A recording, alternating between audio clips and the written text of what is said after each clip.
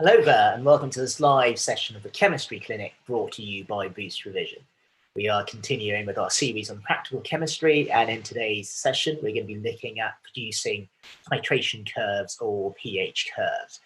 As usual, I will talk you through the intricacies of carrying out an accurate experiment to produce an accurate pH curve. And then we will also be looking at the associated calculations that you would need to be able to do. So all the different pH calculations associated with acid-base titrations. And of course, at various points, I will stop to check that you've got any questions on what we've discussed, and I would be more than happy to stop and go through answers with you. As usual, towards the end of our session, we will look at some actual practice exam questions on pH calculations and experiments to produce titration curves. I hope you'll enjoy the session. As usual, I will connect my tablet and then we will be ready to start. So do give me a few seconds while I do that.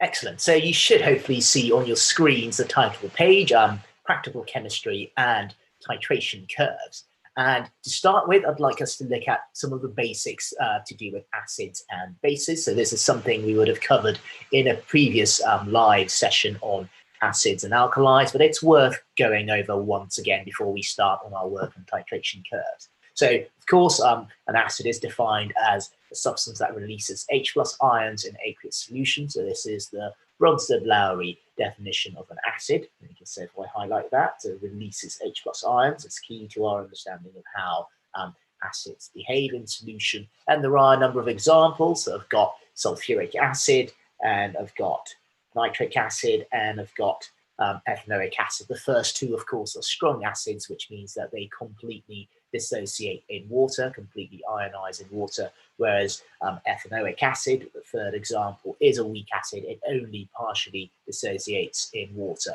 Most of your ethanoic acid will remain undissociated.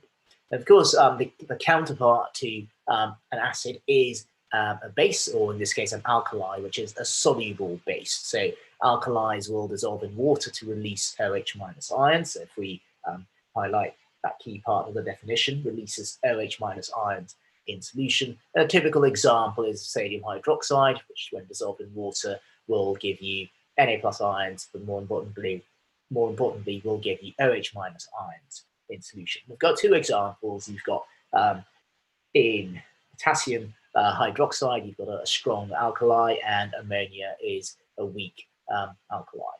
Okay, so that's a very quick recap of acids and alkalis. Today's session looks at how to produce a titration curve. So think back to what we've done on titrations and to carrying out acid-base titrations.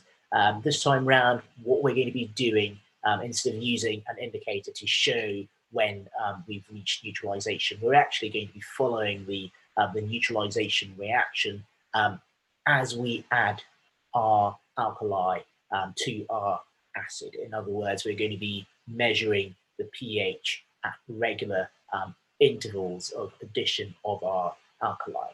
And in so doing, each pH that we record at a particular volume of alkali added, we can plot, and the result of which is what we would call a titration curve or a pH curve. So what do they look like? Okay, so on your screens, you've got different titration curves that can be obtained in an acid-alkali titration. Okay, so the titration curves show the change in pH as increasing volume of acid is added. Of course, you could do it the other way around by adding acid to an alkaline solution, so that you've got the opposite of the curves that we've got on the screen. Okay, so titration curves show the change in pH as increasing volume of acid is added,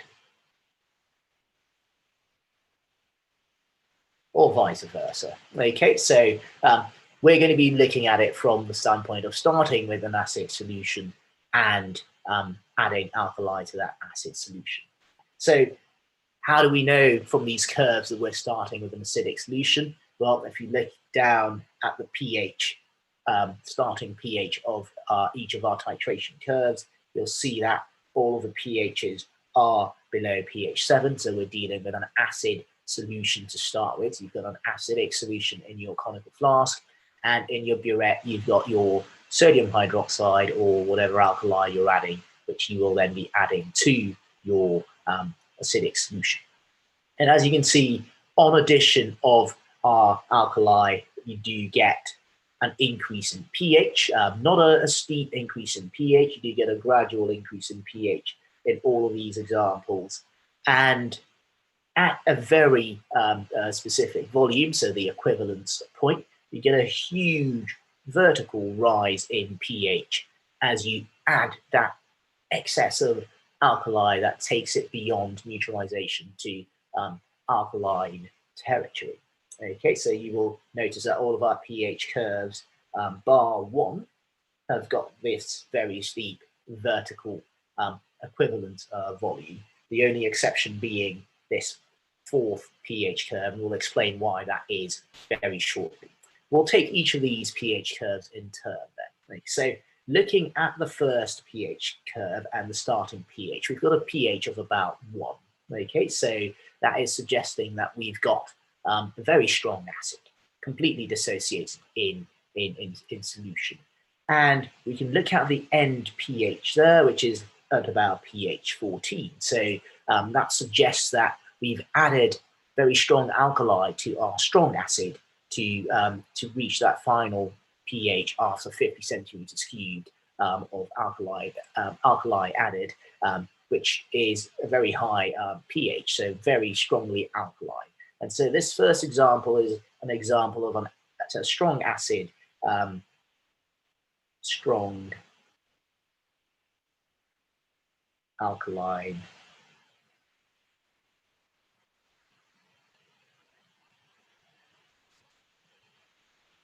Okay, so the first titration curve has been obtained by adding a very strong alkali to a strong base, as the start and end pHs show us. Okay, so we obtain that from looking at the start and finish pHs.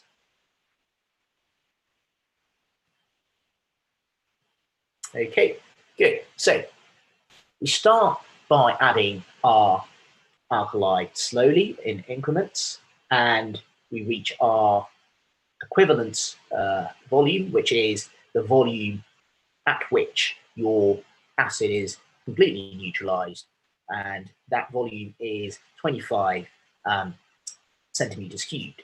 And the equivalence point is the midpoint of this vertical section, the extrapolated for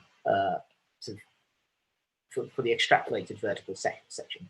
Now, if we imagine that this curve can be extrapolated as I'm showing here, and that the vertical section is going to be defined by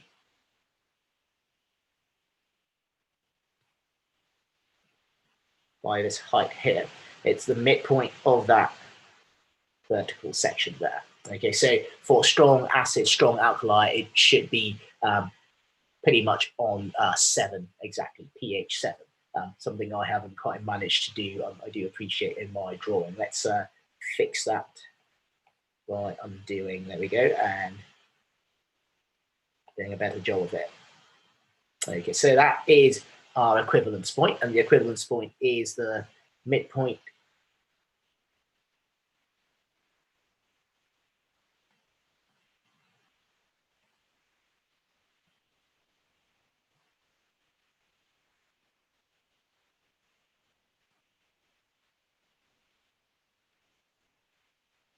okay, and the volume required to completely neutralize to exactly neutralize your acid is the equivalence volume. Okay, so let's look at the second pH curve then. Now, again, you will notice that we are starting at an acidic pH, but this pH is a bit higher than in the case of our strong acid. We're starting at about pH 3, and that is suggesting that the acidic solution we're starting with is a weak acid. So if it's only partially dissociated, you would expect there to be fewer H+ ions in solution, and so that the pH, the concentration of H+ ions will be lower and therefore a higher pH. So we do have a weak acid to start with, and looking at our final pH, it is clear that we are adding a strong alkali because of the very high pH at the end when 50 centimeters cubed of your alkaline has been added. Okay, so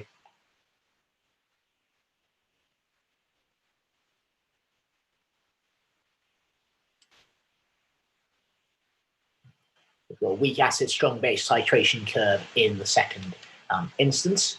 In the third example, you've got, again, a strong acid, so very low starting pH of about 1, and the final pH is, although alkaline, not as alkaline as in the first two examples. So we probably are adding a weak alkali to our strong acid. Okay, so you've got strong acid, weak alkali.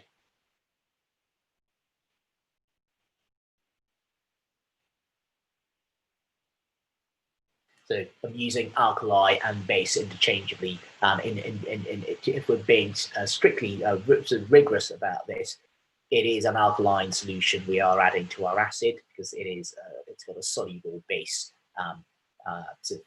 being added to the acid. Okay, so the very final titration curve looks at a weak acid, and to that weak acid we are adding a weak alkali. So we've got a weak acid, weak alkali titration curve.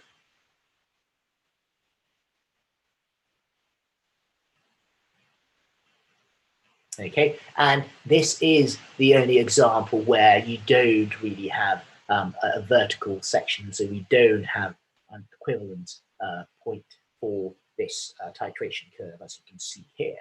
Okay, so this is the curve that you are going to be producing on addition of your alkali to your acid. Now, the next thing we're going to do is to look at how you would carry out your titration to obtain the curves shown, and then we'll spend a little bit more time discussing the case of the strong alkali or strong base being added to the weak acid, which teases out some important points about acid base chemistry that we want to go over again.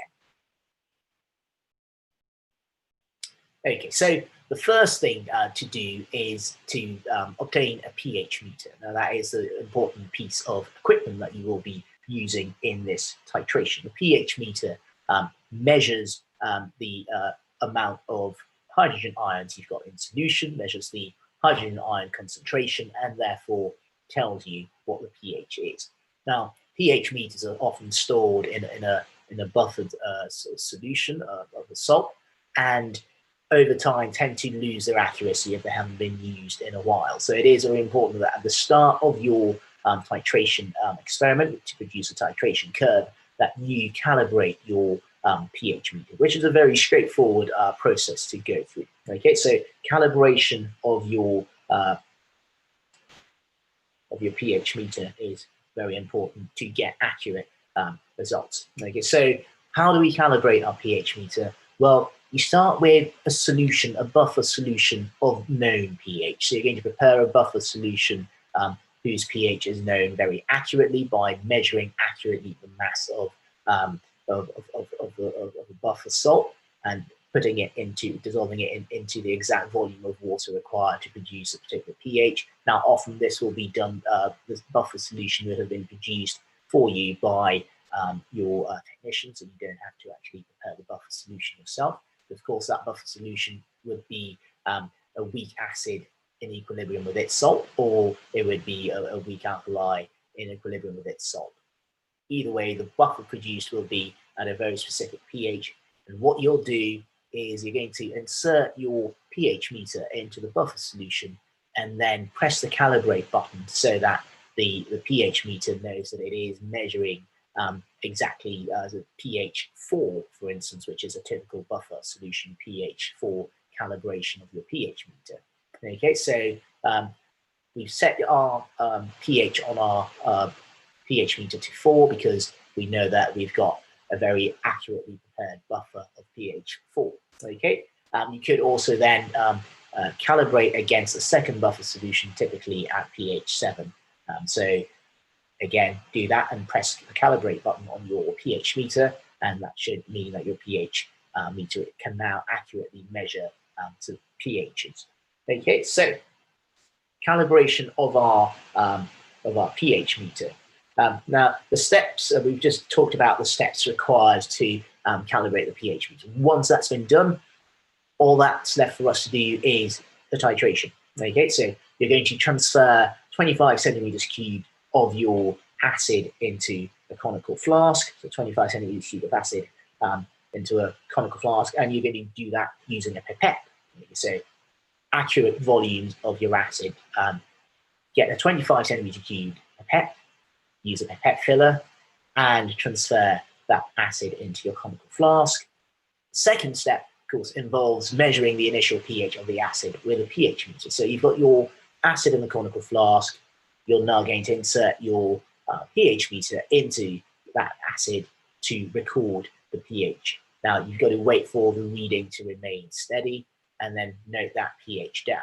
Okay, and once you've done that, you can take your pH meter out of the solution, gently rinse it, not squirt water directly onto the probe, but allow the water to trickle down and rinse it, and then place it back into its storage container.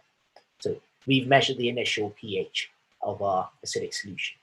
The next thing you do is to add a small portion of your alkali to your acid, so 2 centimeters cubed, for instance. So step 3 here, add 2 centimeters cubed of your alkali to your acid. Swirl your mixture, or use a glass rod to thoroughly mix your alkali into your acid, making sure that all the alkali is used up to remove the equimolar amount of H plus ions, if we're dealing with to remove the necessary amount of H plus ions. And then what you then do is measure the pH again after the addition of 2 centimeters cubed of your alkali.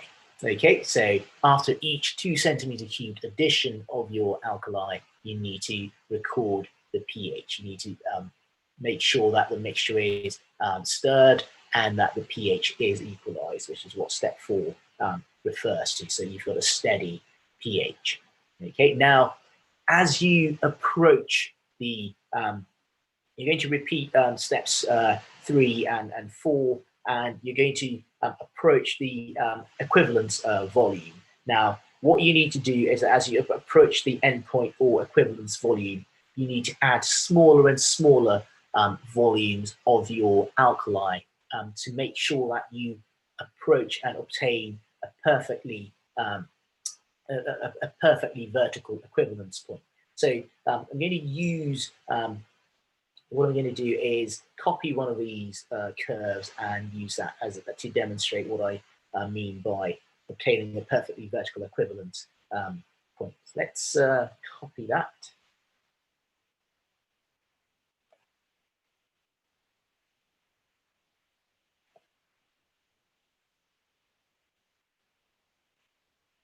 And move it across. Okay, there we go. So what we can now do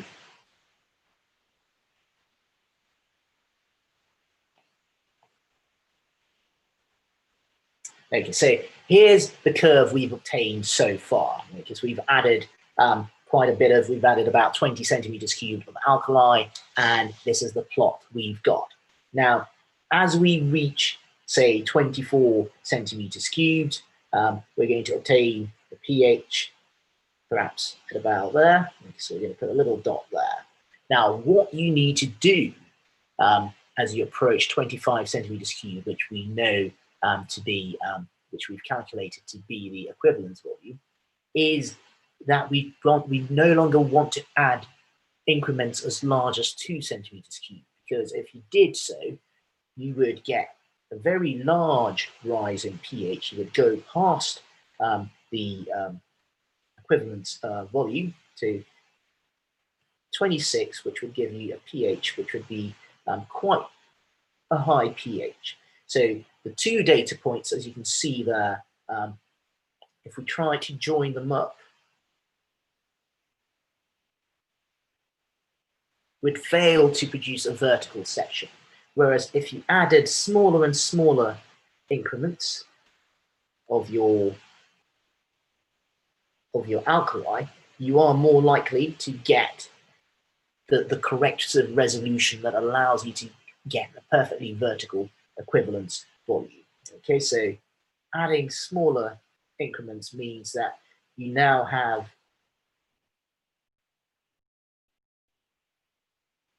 this vertical section here, which you can draw in and accurately calculate your equivalence point. Okay, so it is important that as you approach your equivalence volume, whatever the calculated equivalence volume is, that you add small increments of your alkali to your acidic solution. Okay, so once you've done that, you'll now be adding excess alkali, and to obtain sort of the maximum pH, you want to add quite a bit of excess alkali so that you approach close to pH 14 in this case, because we're adding a strong alkali. Okay, so obtaining the titration curve is an accurate titration curve is fairly straightforward if you adhere rigorously to adding smaller and smaller increments of your alkali as you approach the equivalence point. Okay. The final thing I want to discuss before we look at some questions is the titration curve obtained when you add a strong alkali to a weak acid. Before we discuss that, I'm just very quickly going to check that we haven't got any questions on from our YouTube subscribers before we push on ahead. Okay, so currently no questions, so we will continue to discuss adding a strong alkali to a weak acid. So how do we know that this pH curve represents a strong alkali being added to a weak acid? You can see the starting pH is at about pH 3, so that means that you've got a weak acid typically, so only partially dissociated. If it was fully dissociated, you would have a much higher concentration of H plus ion at the start, and the pH would be much lower, strong acid at pH 1. Okay, so there's two interesting points to make about this pH curve. And the first is that, as you can see there, the gradient of the curve starts off quite steep and then flattens out a little bit. Okay, so this portion of the curve up to the equivalence point is not as steep as the initial part of our curve. And this is something that is important to note. So at the very beginning, all you've got is a weak acid. But as you add your alkali, you begin to form the salt of the weak acid. So in this case, if we were adding sodium hydroxide, it would be sodium ethanoate. Now, when you've got sodium ethanoate in equilibrium with the weak acid, what you end up with is a buffer. Okay, so you do end up forming a buffer solution. And this portion of our curve is the buffered portion of the curve. So we can annotate that. Okay, so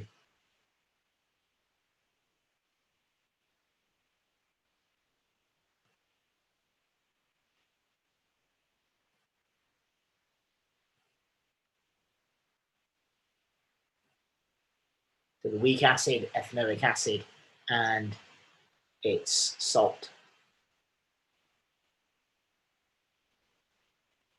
Okay, so you do get a buffer formed, which explains the difference in gradients or steepness of this portion of the curve. You start off much more steeply, so the much higher pH increase at the very beginning than for the rest of the portion heading towards the equivalence volume. And that's because this part, you've got a buffered solution, and your increases in pH will be minimal.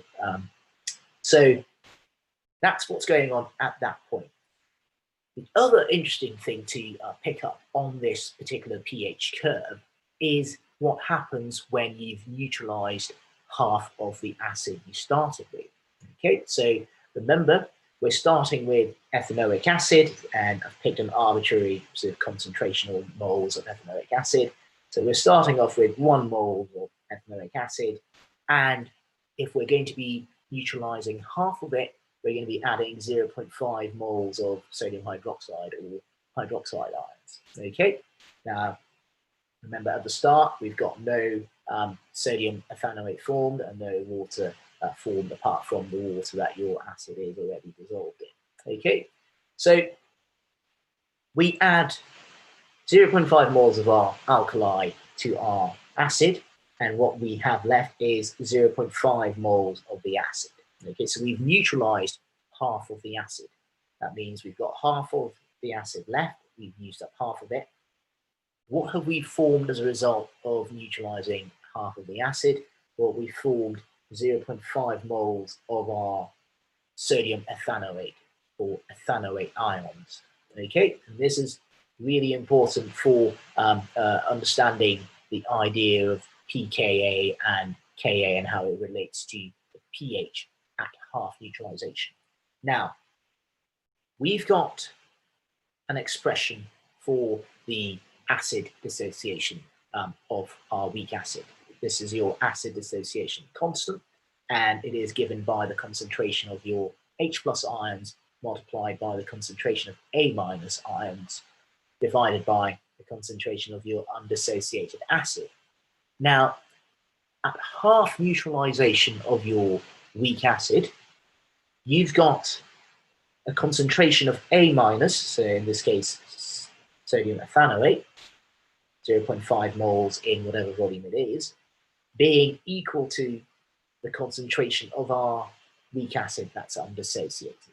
Okay, so the weak acid that we've half neutralized. That means that this concentration and that concentration are equal to each other. Okay, so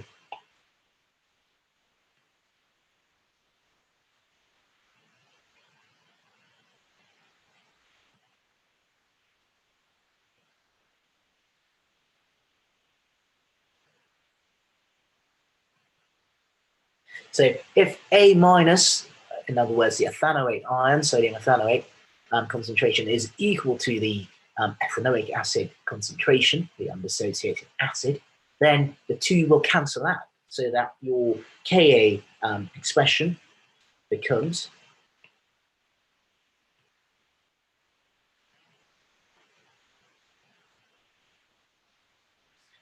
equal to the H+ concentration. Okay, so this is only true at half neutralization. So at half neutralization, Ka is equal to the H+ ion concentration. And if that is the case, then if you take the pH, which is the minus log of the H+ ion concentration, that will give you a value for the pKa. Okay, so as a result of this,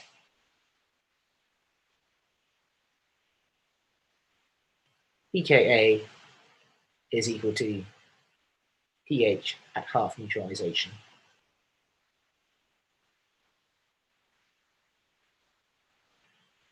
Okay, so if you know the pH at half neutralization, that immediately allows you to work out what the pKa is at half neutralization, and therefore the Ka of that particular weak acid. Okay, so that is a very important thing to be able to pick out. Okay, so let's move on to tackle some practice exam questions on pH curves and titration calculations. So the first question we'll look at, there are in fact 2 questions I'd like us to look at. I've only written down one of them, but have no fear, I'll have both questions on the screens in a second. I have also posted both questions on the website.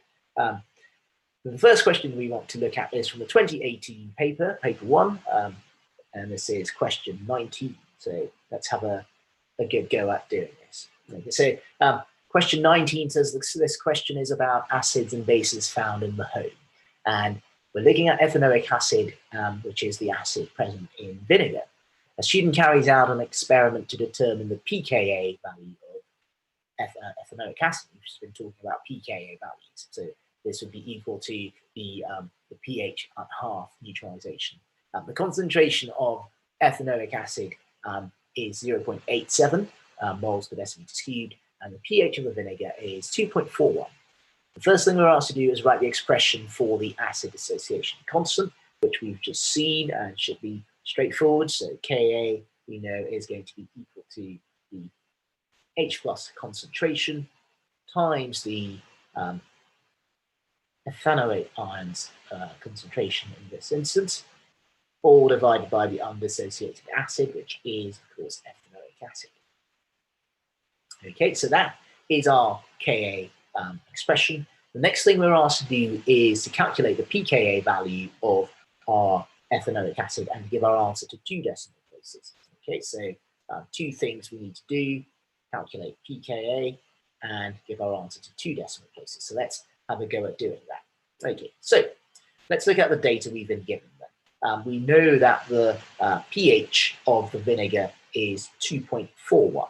Okay, so what we can do is convert that into, or turn that into the concentration of H plus ions. So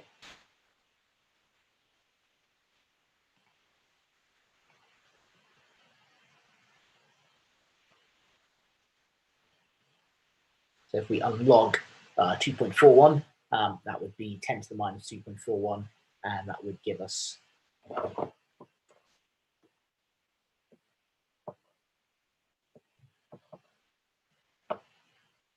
so 3.89 times 10 to the minus 3. Okay, so we also know that for a weak acid, the number of moles of H plus ions that form when you dissociate the weak acid will be equal to the number of moles of the anion form. So in this case, your ethanoate ions. Okay, so we've got information about H plus and we've got information about ethanoate ions. We also have the concentration of the undissociated acid. Now, bear in mind that because the undissociated acid the solution is almost entirely the undissociated acid, at less than 1% of the undissociated of the acid dissociates, we can use the concentration given of 0.87 as the concentration of our undissociated acid. So we're now in a position to calculate the Ka value. Okay, so Ka will be equal to 3.89 times 10 to the minus 3 square, because your concentration of ethanoate ions is equal to the concentration of H plus ions for a weak acid.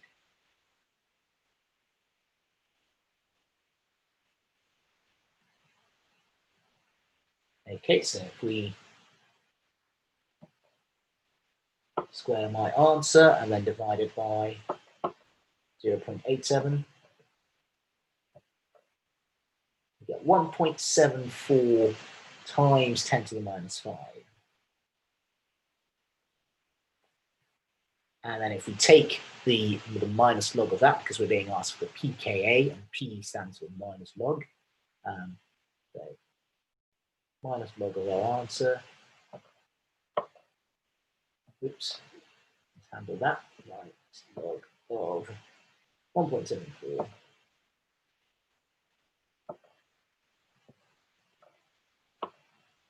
Gives us 4.76 as the answer to 2 decimal places.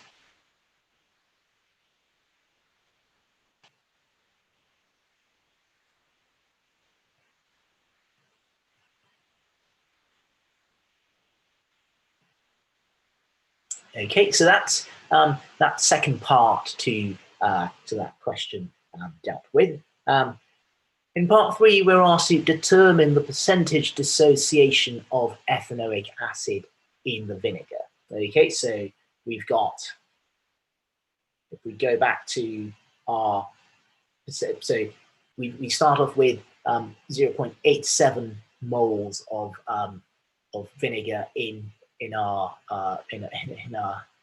sort of rather ethanoic acid in our vinegar, And we know that 3.89 times 10 to the minus 3 of that vinegar is dissociated. So 3.89 times 10 to the minus 3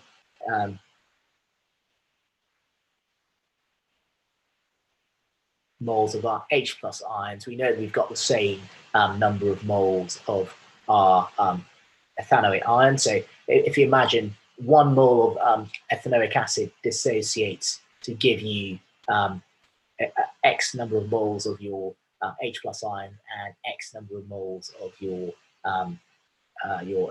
ethanoic ions in this case. Okay, so what we've now got is the number of moles of H plus ions, which we can now divide.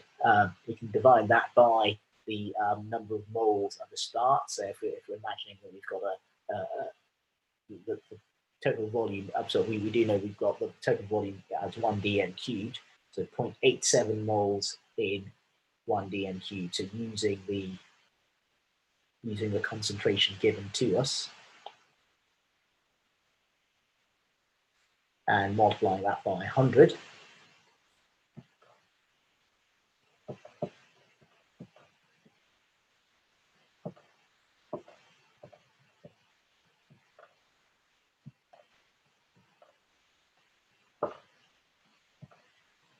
Okay, so that gives us 0.447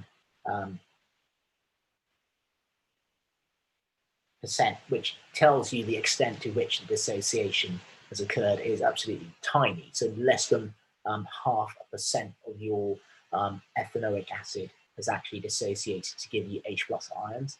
And you can now begin to see how the pH of a weak acid will be much higher than the pH of a strong acid. So if you take a strong acid and a weak acid of the same concentrations, the strong acid will be completely dissociated, so you would have a much larger number of H plus ions in solution, a much higher concentration of H plus ions. They'll have a much lower pH as a result, so more acidic than the weak acid, which will only be just a tiny fraction of it will be dissociated, as you can see in our calculation here. Okay, so let's have a look at this other calculation, which this time around involves an alkali, a strong alkali. Okay, so many strong, or rather many solid grain cleaners are based on solid sodium hydroxide, we're told. A student dissolves 1.26 grams of the drain cleaner in water and makes up the solution to 100 centimeters cubed. The student measures the pH, and the pH is given as 13.48. Okay, so there are a number of places we can start with this calculation. Or rather, there's only one place we can start with this calculation. Let me think of it. We've got the pH given to us, and we can therefore convert that into the concentration of H plus ions. Okay, so let's have a go at doing that. So pH is equal to 13.48.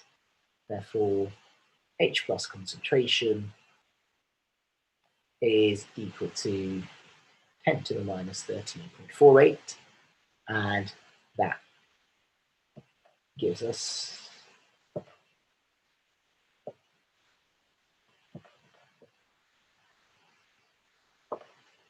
so that gives us 3.31 times 10 to the minus 14. Okay, now the next thing to draw on is the expression for the ionic product of water. Remember, we're dealing with a strong alkaline here, so we need to think about Kw, which of course is equal to H plus concentration times the OH minus concentration. So this expression here will allow us to work out what the concentration of OH minus ions is, and therefore the concentration of sodium hydroxide, moles of sodium hydroxide, and the mass. So there's sort of a chain of events about to happen, which will allow us to work out the answer. So what we now need to do is rearrange this equation so that we've got the OH minus ions concentration as the subject, and that means that Kw over H plus ion concentration Okay, and our OH minus ion concentration is therefore Kw, which is 1 times 10 to the minus 14 divided by 3.31 times 10 to the minus 14. So 1 divided by 3.31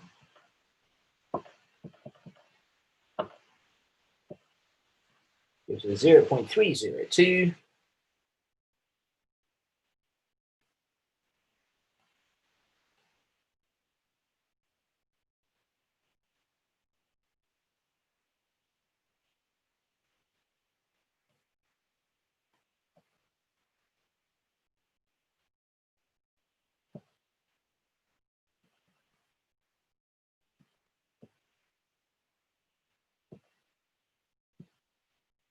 Okay, yep, so we now have a concentration which is 0.302 moles per decimeter cubed.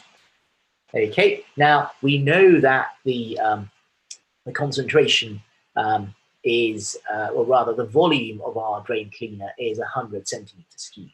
So in 100 centimeters cubed, we can work out how many moles there are. So moles of OH minus ions in 100 centimeters cubed is going to be equal to 0.302 divided by 10, so that would be 0.0302.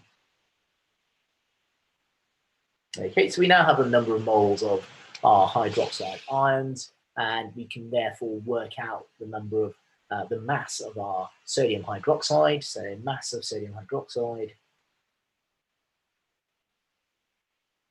is going to be equal to the MR of sodium hydroxide, which is so 23 for sodium, 16 for oxygen, and that would lead to, that would give us 39, hang on. So we've got 23, oxygen is 16, and hydrogen is 1, so that's 17 plus 23, that would lead us, give us 40 altogether. We've got 40 times 0.0302, and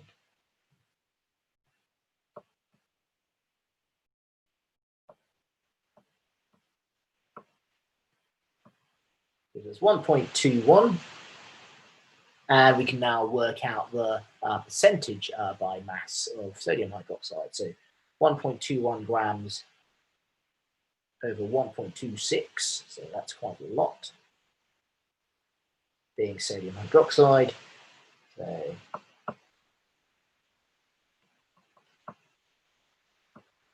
that gives us 95.9%. Yeah, so 95.9%.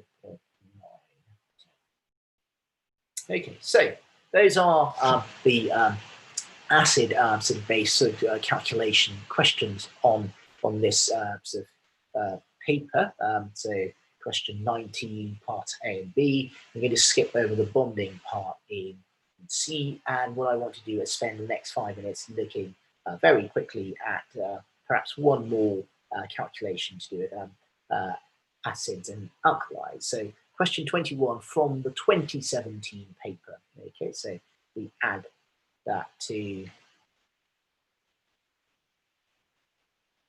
2017 paper 1, and we're looking at question 21. Okay, there we go. Now,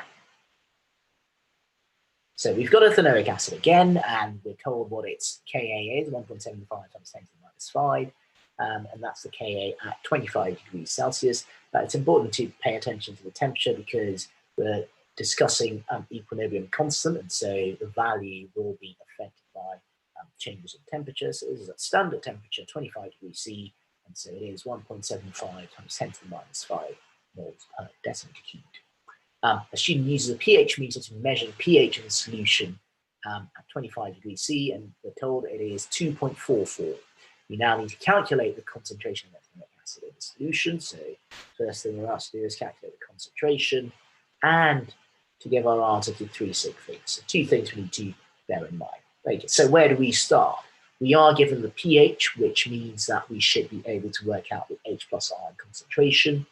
2.44, and therefore H plus ion concentration should be equal to 10 to the minus 2.44, which gives us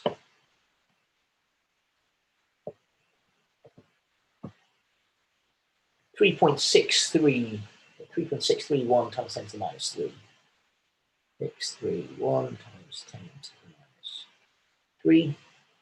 Okay, so good start so far. Now, we want to, because we're being asked to calculate the concentration of the ethanoic acid, we need to write the expression for the acid dissociation constant, which we know to be the H plus ions times the ethanoic ions in this instance, all divided by the concentration of ethanoic acid, which is dissociated. And what we need to do is rearrange that so that we've got the concentration of acid being equal to the H plus concentration, CH3CO minus concentration over the Ka value. Okay, now we know that the for a weak acid, the H plus concentration has to be equal to the CH3CO minus concentration. Okay, so we can simply take our sort of numerator, the H plus times CH3CO minus as 3.631 times 10 to the minus 3 square divided by the Ka, which is 1.75 times 10 to the minus 5. Okay, so if we do that, we should get the answer. If we square that and divide by 1.75, we get 0.753 as our answer. Okay, so 0.753 moles per decimeter cube. And then for part B, and perhaps we'll finish off on part B, we do have a little bit of time, so I think we'll go to the very end. So let's look at part B then. Part B, we are told we've got fluoroethanoic acid, and it's got a Ka of 2.19 times 10 to the minus 3 moles per decimeter cube. Now that Ka is much larger than the Ka of ethanoic acid. Okay, so a larger Ka means more dissociation, means stronger acid.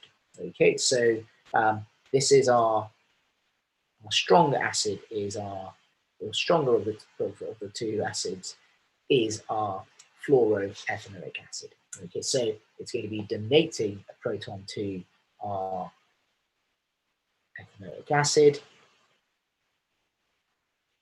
and you're going to have your fluoroethanoate ion being formed. Now, the strong acid, the stronger of the two acids, are going to call A1, and therefore this would be our base, and that would be B2, and our B1 would be over there, and A2 would be there. Okay, so that is our acid-base conjugate pairings, A1 and B2, and A2 and B1. Okay, good. So moving on to the final question, part C. The student plans to prepare a buffer solution that has a pH of 4.5. Okay, so if it has a pH of 4.5, we can work out what the H plus concentration should be. The buffer solution will contain ethanoic acid and sodium ethanoate. The student plans to add 9.08 grams of sodium ethanoate to 250 centimeters cubed of 0.8 mole per decimeter cubed ethanoic acid. The student assumes that the volume of the solution does not change. Show by calculation whether or not the student's experimental method would produce the required pH.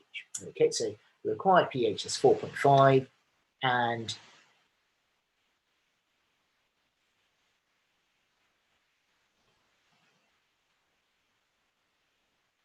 that is equal to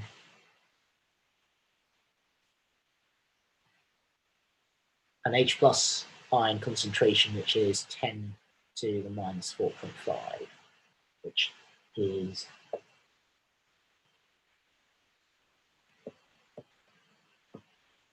3.16 times 10 to the minus 5.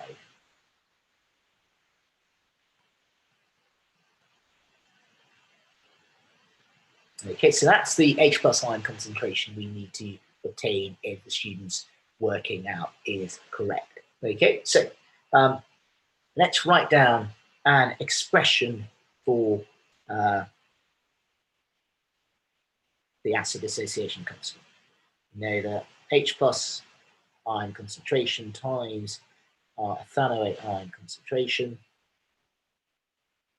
is going to be divided by the undissociated acid. We've got the right expression, and we want to obtain H plus ion concentration, which is equal to 3.16 times 10 to the minus 5. So we're going to make H plus a subject and multiply Ka by our undissociated acid concentration divided by the ethanoate ion concentration.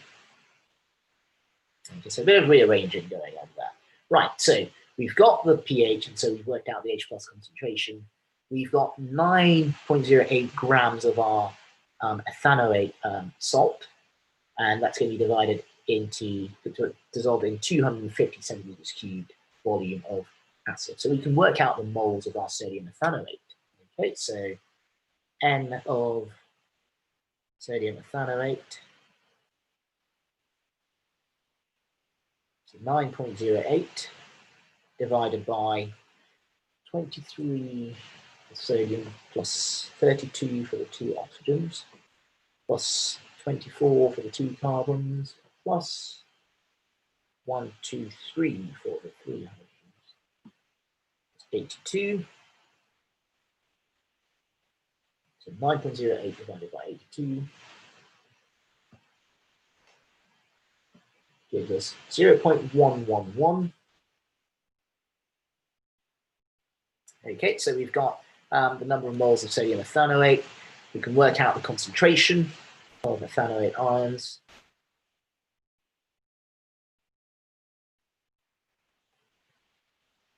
(0.111)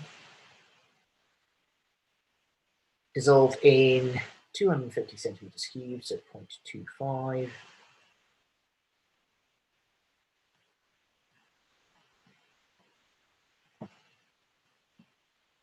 Which gives us 0.443.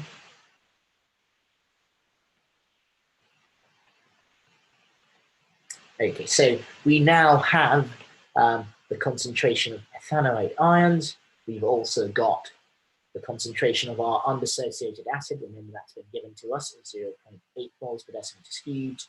And we already have the Ka value from the previous part of the question, which is 1.75 times 10 to the minus 5. So if we plug those numbers into our rearranged equation, 1.7, let's go back one step and get 1.75 times 10 to the minus 5 multiplied by the acid concentration of 0.8 over 0.443. Okay.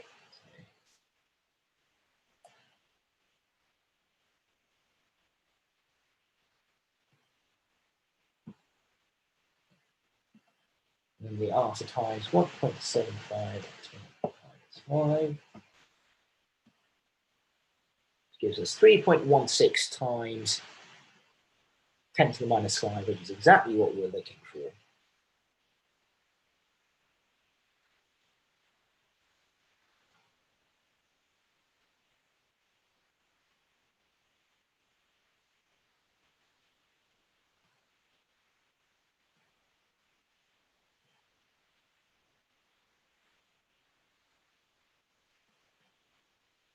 Okay, so therefore the student is right in their calculation and in their experimental method. This is when the student prepares the buffer solution, the volume of solution increases slightly, so contrary to what the student thought. Suggests whether the pH of the buffer solution will be the same, greater than, or less than your calculated value. Okay, so if we look at our expression for the H plus concentration for the buffer, we know that at that temperature, Ka should remain constant. Okay. If we're changing the volume slightly, the volume changes for both that and that by the same amount. And so the ratio of your acid, undissociated acid, to the ethanoate is going to remain the same. Okay, so your pH should therefore not change. Okay, so pH does not change because our acid over the anion